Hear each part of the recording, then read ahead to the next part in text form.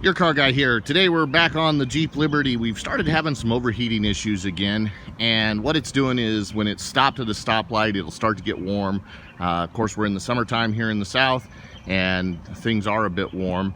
So we did some inspection and discovered that the electric fan is not working. We verified that it is the fan that's bad and not a relay or something else by testing the power and ground coming from both the low speed and the high-speed relay to the fan, and verifying that we had full power, we had full ground, but the fan was not coming on. So today we're going to put a new fan on. Should be pretty simple to get done, shouldn't take but a few minutes.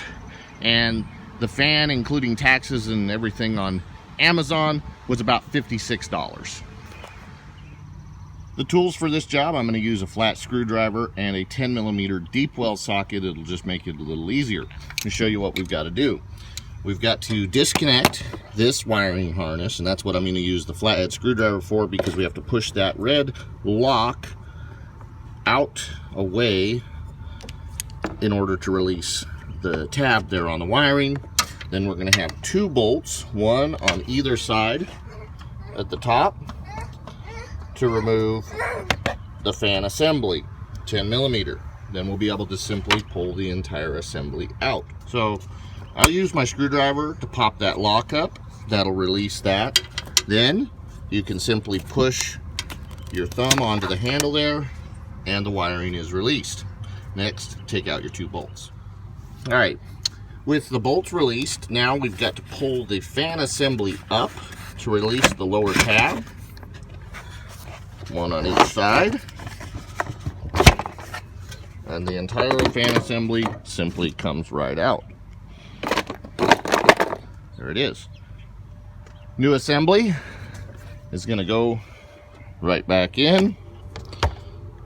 We're going to feed this top piece up under the radiator support, then we'll pull up and get the bottom into these tabs on either side of the lower part of the radiator. See those tabs?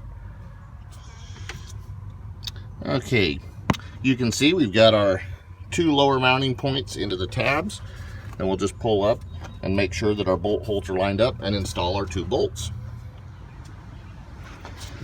And the new fan had this electrical connector mounted in this bracket facing up, which is wrong, so I simply pulled it out and put it back in.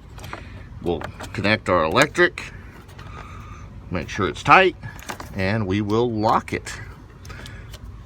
And that's it. Now all we're going to do is we're going to run it to temp. We're going to make sure that the fan comes on. This is going to take longer than the rest of the job did. We have verified that the fan does work, so we're good here. This is your car guy. This has been a very simple, easy job. Like I said, we're not even $60 into it. Please, you can do this yourself. Don't take it to a mechanic and pay them $150 or $250 to do this job. Do it yourself. Please subscribe to the channel, like and share our videos, and help us grow.